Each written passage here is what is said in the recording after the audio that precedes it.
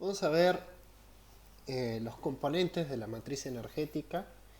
Vamos a ver un poco las cuestiones propias de las fuentes primarias, las fuentes secundarias de energía, ver cómo funcionan los centros de transformación, ver la importancia del petróleo y del gas tanto en el plano mundial como en el plano nacional, y tratar de comprender un poco cómo son todas las interacciones de las distintas partes que componen esta matriz, es decir, las fuentes primarias de energía, las fuentes secundarias, los centros de transformación, los centros de consumo, tanto de energías primarias como de energías secundarias. Esto de alguna manera también nos va a llevar a hablar un poco de dónde se producen hidrocarburos, cuáles son los principales referentes, quién consume hidrocarburos, quién los produce, quién tiene reservas de ellos, y diferenciar un poco cuando hablemos del hidrocarburo líquido, es decir, el petróleo, y del hidrocarburo gaseoso, es decir, el gas natural o el gas de pozo. Vamos a ver que hay distintas situaciones y distintas separaciones del gas, como así de los hidrocarburos, pero en general vamos a tratar de explicarlos por separado, la parte gaseosa de la parte líquida, porque tienen circuitos y procesos y utilidades bastante diferenciadas. Una de las primeras cosas que tenemos que hacer es definir las unidades energéticas en las que vamos a hablar. Todos ustedes deben saber o deben tener una idea de que, por ejemplo, la- las distribuidoras de energía eléctrica no te venden eh, la cantidad de joules por segundo que te han suministrado energía, o la cantidad de joules, o sea, no te den la potencia o la energía, no te venden la cantidad de joules o megajoules que te han vendido durante un periodo, sino que usan algún tipo de energía, de unidad alternativa, por ejemplo, el kilowatt hora, que no es una unidad de potencia, por más que diga kilowatt, sino que es una unidad de energía. Eh, Se convierten los kilowatts en el consumo estimado por hora y se obtiene un kilowatt hora, que finalmente en realidad es una unidad de energía. En la industria petrolera o en la industria energética mundial, en lo que serían los energy mix y demás, se suele utilizar algún tipo de unidad que nuclee energéticamente las distintas fuentes para usar una unidad común, para que no estemos hablando en litros de una cosa, metros cúbicos de gas de otra y kilowatts hora de otra. Entonces, ¿qué se hace? Se trata de llevar un equivalente. La unidad que se usa energéticamente es un derivado del barril de petróleo. El barril de petróleo es una unidad muy utilizada en la industria petrolera que equivale a 159 litros. Un número caprichoso porque bueno, viene de unidades inglesas básicamente. Estos 159 litros de petróleo se pueden convertir en la energía equivalente que liberarían si fuesen totalmente combustionados. Y otra forma de llevar esto es después hablar de las toneladas equivalentes de petróleo. Es decir, del barril podemos ir a una unidad energética que es el BOE o el BEP, barril equivalente de petróleo. Y del BEP se puede ir a otra unidad que es el TEP, que es la tonelada equivalente de petróleo. Y además del TEP existe el TEC, que está asociado al carbón, que se utilizaba anteriormente, pero en sí la unidad que nos interesa es el TEP, porque la mayoría de los balances energéticos mundiales están eh, descriptos en TEPs. Particularmente el de la Argentina está descrito en millones de TEP. Algunos otros balances, algunas otras infografías que vamos a ver, a veces están en gigawatts hora, por ejemplo, o cuestiones parecidas. La conversión propiamente dicha, un barril de crudo son 42 galones o 6,3 gigajoules, 6,3 millones de BTU, cuestiones más o menos parecidas. Ahí están todas las conversiones. Esto es a título informativo para saber de dónde sale el TEP. No es que vayamos a hacer cálculos de cuántos barriles son los TEP y cosas por el estilo, pero comprender el origen de esta unidad caprichosa que probablemente nunca escucharon. Conociendo esto, les puedo presentar el balance energético nacional, que en principio lo que se ve es una gran matriz que no tiene una forma de lectura fácil. En principio no ve un montón de datos y no sabe bien qué es esto, qué camino de lectura hay que seguir para entender qué pasa. Pero bueno, antes de que yo les explique cómo se lee, tenemos que ir haciendo algunas explicaciones sobre qué son las fuentes de energía primaria, las secundarias. Tenemos que ver los componentes de este balance para entender cómo se lee y qué es lo que está ejemplificando, qué es lo que está explicando respecto del consumo de la energía. Más allá de cómo se lee, este balance refleja la totalidad de la energía que se produce en el país y la totalidad de esa energía que es consumida. Desde el principio, desde las fuentes de origen, desde por ejemplo un pozo petrolero o un molino eólico, hasta el consumo en una unidad residencial o en un comercio. Todo lo que sucede en el medio está balanceado energéticamente y podemos llegar a leer por qué etapas va pasando y cómo se va transformando la energía, tanto producida, importada, exportada, como consumida. Hay una forma un poco más amigable de ver el balance energético, que es a través de los diagramas Sankey, como el que se ve en pantalla. Los Sankey en general lo que tienen es la particularidad de mostrar gráficamente y de forma proporcional el flujo energético. Por ejemplo, acá tenemos el flujo de energía del gas natural. Y que esta barra sea más ancha que esta significa que en esta etapa hay mayor cantidad de energía que en esta. Lo mismo con la proporcionalidad de estos, bueno, petróleo y demás.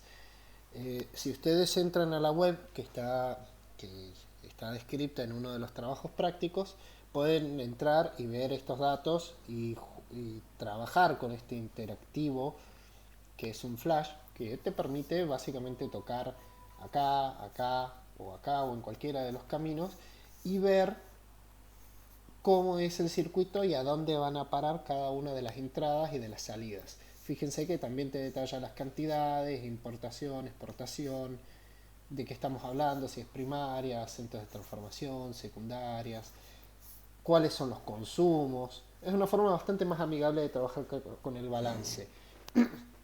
No es la forma rigurosa, para eso está el Excel, y tampoco está totalmente actualizado. La Secretaría de Energía publica los balances energéticos una vez que el año ha finalizado y se procesa la información. Por ejemplo, en 2022, probablemente a partir de agosto, publiquen el balance energético de 2021. El Sankey, por ejemplo, el último que se encuentra publicado es de 2016. No lo han ido actualizando porque más allá de la cuestión de comunicar y presentar de una forma más gráfica y más amigable la información, no tiene mayor utilidad práctica para trabajar con esta información. La utilidad práctica de trabajo la tiene el Excel. Por ello, bueno, el Excel se actualiza permanentemente. Esta información, además, es compartida con varios organismos internacionales, algunos regionales para Sudamérica, otros americanos y otros mundiales, en donde lo que se hace es recolectar la totalidad de las matrices energéticas de todos los países y generar una matriz regional o global en donde se puede ver cómo se utiliza la energía, quién la consume y cuáles son las principales fuentes de generación.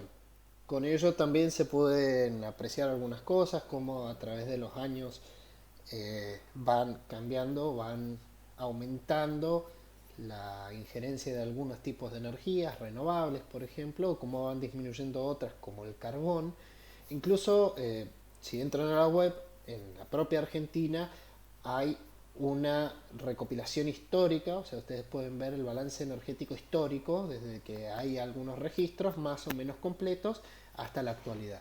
lo que permite básicamente ver la evolución energética del país.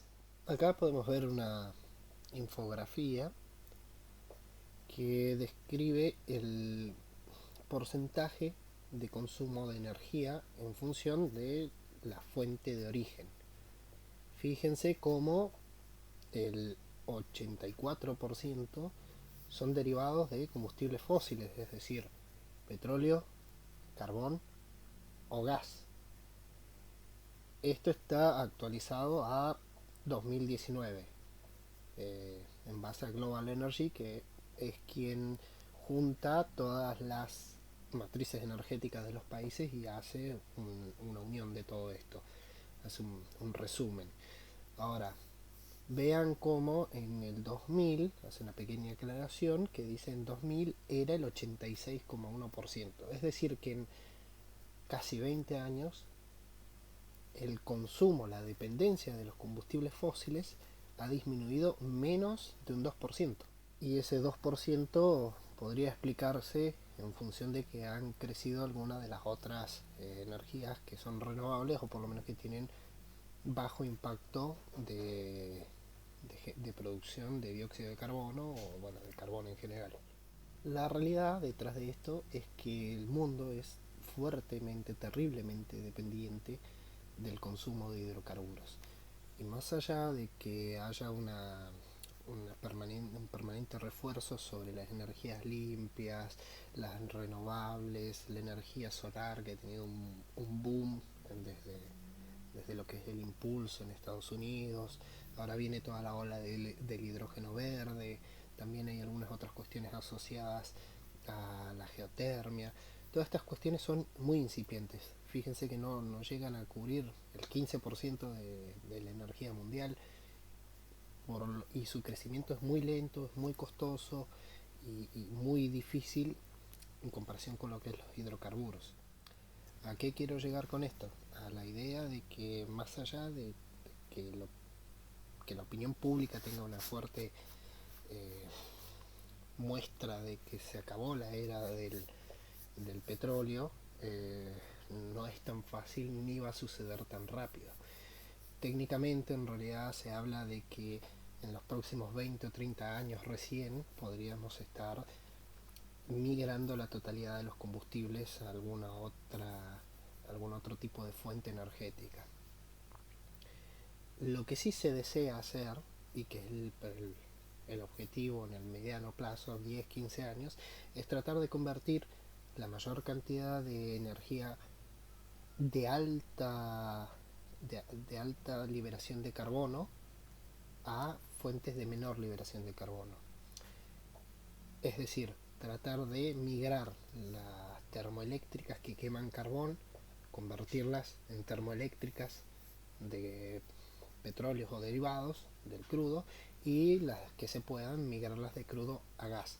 Porque al quemar los combustibles, mientras más liviano sea este combustible, es decir, mientras menos carbonos tenga el combustible original, por ejemplo el gas tiene muy bajo contenido de carbono respecto a la parte líquida y mucho menos respecto a la parte sólida, la quema genera menor cantidad proporcional de dióxido de carbono.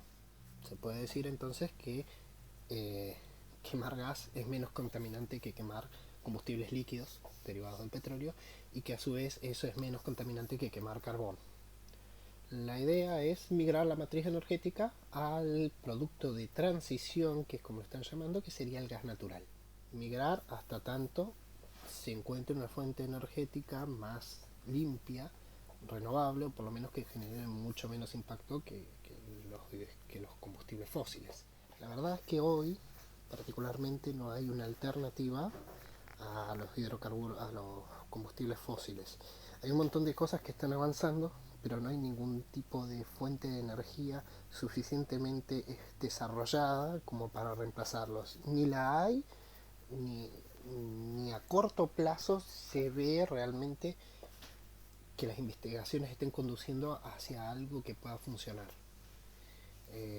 Como todo, en lo que es ciencia y tecnología, hay que seguir desarrollando hasta que se encuentre con una de las soluciones que pueda escalarse hasta algo comercialmente viable.